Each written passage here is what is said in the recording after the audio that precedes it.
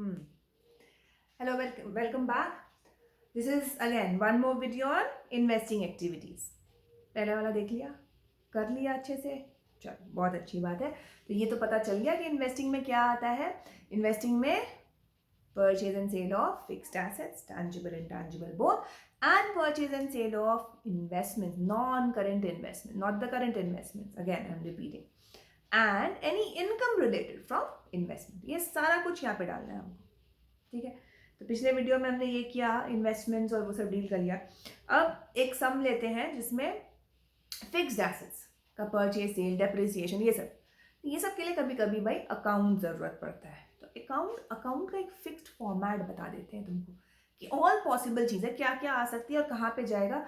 उसको जल्दी से नोट कर लो और समझ लो. एक बार इसको समझ गए ना, कभी गलत नहीं होना है समथिंग, ठीक है. तो इसमें देखो, ये एसेट अकाउंट एक होता है. चलो बनाओ एसेट अकाउंट, जल्दी से यहाँ पे लिखो.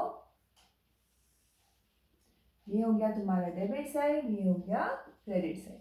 एसेट अकाउंट यहाँ पे लिखा है जनरल, है ना. प्लांट हो सकता है, बिल्डिंग हो सकता है, फर्नीचर हो सकता है, कुछ भी.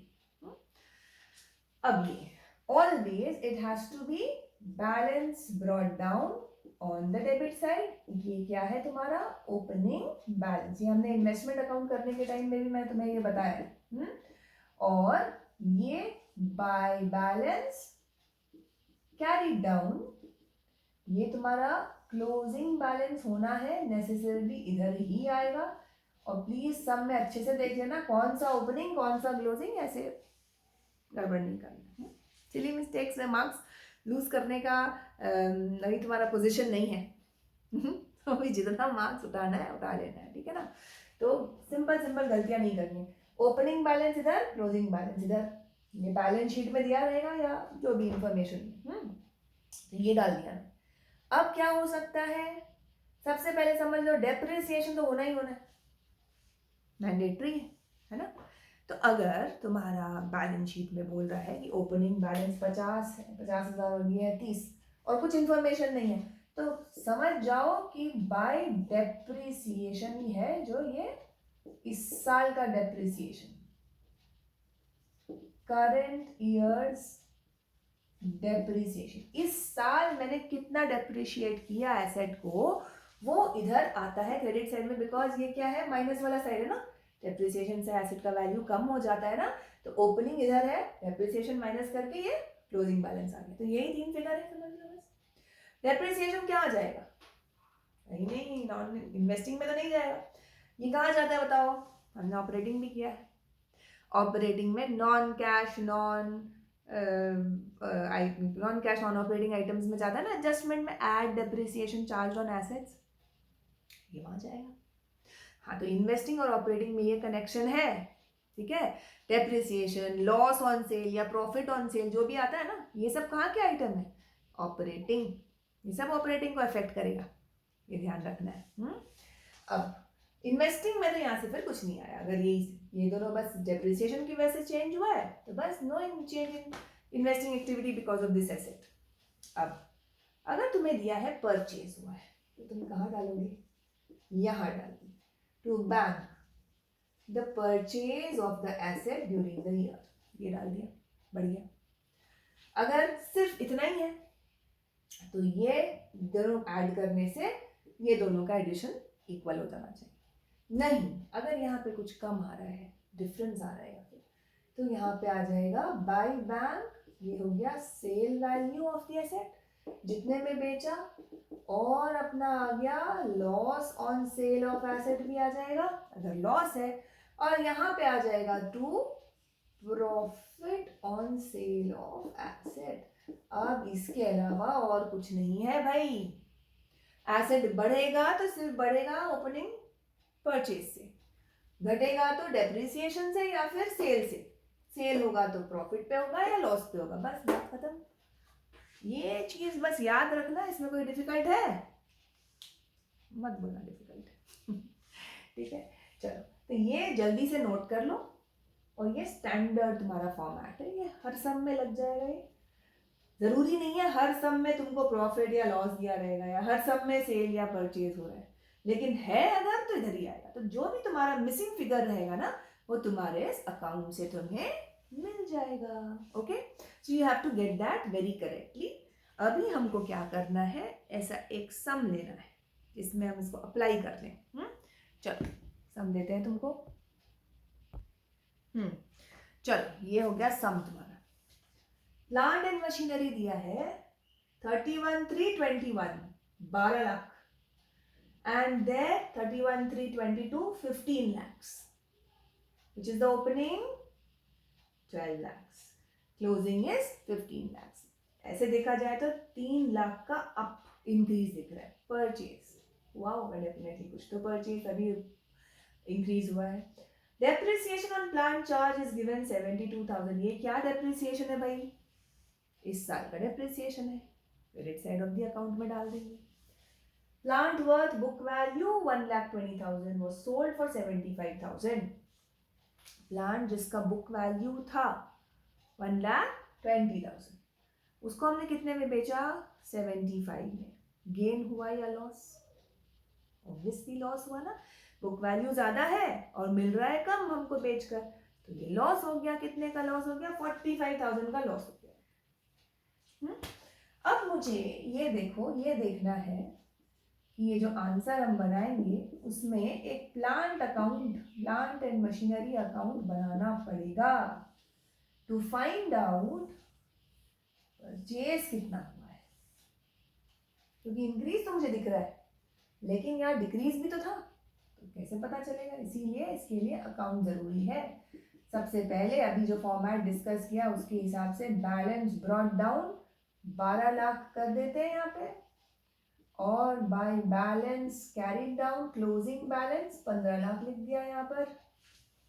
ठीक है, ये दोनों कहीं भी नहीं जाएगा, ऑपरेटिंग में भी नहीं जाएगा, इन्वेस्टिंग में भी नहीं जाएगा. बाकी जो अमाउंट्स है ना वो सारे जाएंगे. ओपनिंग क्लोजिंग का कोई मतलब ही नहीं है अभी यहाँ पर. अब यहाँ पे हमको देखना है, हमने डेप्रिसिएशन चार्ज किया तो डेप्रिसिएशन इधर आ गया 72,000 साल भर का डेप्रिसिएशन. और जो बुक वैल्यू हमने बेचा है मतलब बैंक से, बैंक में क्या आएगा? 75,000. जितना मुझे मिल रहा है वो उतना आएगा बैंक. और फिर लॉस लिखेंगे, loss on sale of asset. कितना? 45,000 है, 25 प्लस 20, 45,000 लॉस आ गया. देखो 1,20,000 का बुक वैल्यू गया ना टोटल, 75,000 और 45, ये याद रखना है. अब देखो मेरा क्रेडिट साइड कितना भारी पड़ रहा है और यहाँ तो कुछ भी नहीं है. तो अभी क्या करेंगे, हम इसको कैलकुलेट करेंगे कि डिफरेंस कितना आ रहा है. ये है 72, 75, 45 प्लस, तो यहाँ पे तुम्हारा आ जा रहा है 16,92,000. ठीक है, 16,92,000 और इधर कितना है?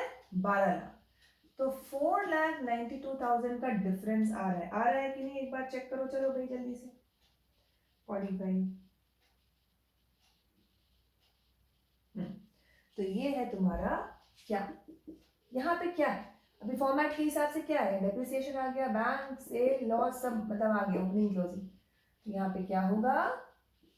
To bank. ये है तुम्हारा परचेज ऑफ प्लांट जो नहीं दिया हुआ है, ये मैंने फाइंड कर लिया, ये मेरा मिसिंग फिगर था. तो अब 16,92,000 दोनों तरफ हुए ना बैलेंस बराबर. तो ये इंपॉर्टेंस है भाई इसका. अब ये समझ लो, ये सिर्फ इन्वेस्टिंग के लिए काम नहीं आएगा, ये ऑपरेटिंग के लिए भी काम आएगा, है ना.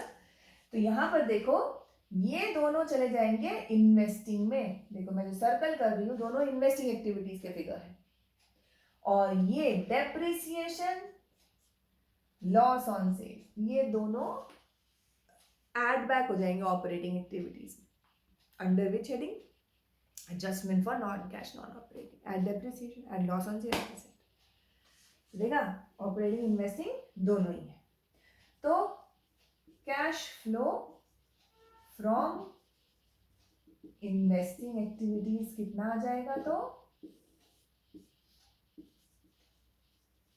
Purchase of plant and machinery 4,92,000 bracket में, sale of plant and machinery 75,000 bracket में नहीं, ठीक है, ध्यान से है ना, ये सिंपल प्लस माइनस में कोई गड़बड़ नहीं होना है। तो तुम्हारा कितना डिफरेंस आ गया बताओ, 4,92,000 माइनस 75,000, 4,17,000 ये तुम्हारा है net cash used in investing activities. भाई ये अकाउंट पे वर्किंग पे भी मार्क्स रहता है तो इसको दिखाना है ना अच्छे से, छोड़ना नहीं। Okay, so please note it down. तो ऐसे ही अकाउंट बनाने का प्रैक्टिस करना है। तो तुमको इन्वेस्टिंग एक्टिविटीज में क्या क्या समझ में आ गया, परचेज सेल निकालना है, अकाउंट कभी कभी बनाने की जरूरत पड़ सकती, कभी नहीं भी पड़ सकती, थर्ड फिगर है तो बनाएंगे, सिर्फ 2 ही फिगर है ओपनिंग क्लोजिंग बैलेंस शीट में, तो इंक्रीज है तो परचेज, डिक्रीज है तो सेल या depreciation for tangible asset. Sale से पहले ये देख लेना कि डेप्रिसिएशन लेना है मुझे।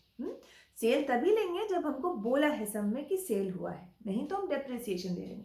और इनटैंजिबल एसेट्स का डिक्रीज है तो हम उसको सेल नहीं लेके अमोर्टाइजेशन लेंगे पहले, बाय डिफॉल्ट बोल रहे हैं। If the sum says, okay, there's a sale, you will assume it to be the sale, the reduction in value. All right? फिर नॉन करेंट इन्वेस्टमेंट्स का हमने इनकम निकालना भी सीख लिया, या अकाउंट से मिसिंग फिगर निकालना भी सीख लिया। बस इन्वेस्टिंग एक्टिविटी का चैंपियन बन चुके हो तुम। चलो उठाओ बुक और 2-4 सम सॉल्व करो, सॉल्व वाले सम सॉल्व कर लो, वो भी बहुत है, ठीक है। उसके बाद अनसॉल्व का भी टाइम मिले तो ज़रूर करना। इसके बाद हम फाइनेंसिंग एक्टिविटी करेंगे। चलो keep doing, accounts is easy, come on buck up, सबको करना है और पास होना मैंडेटरी है। चलो see you, bye bye, thank you.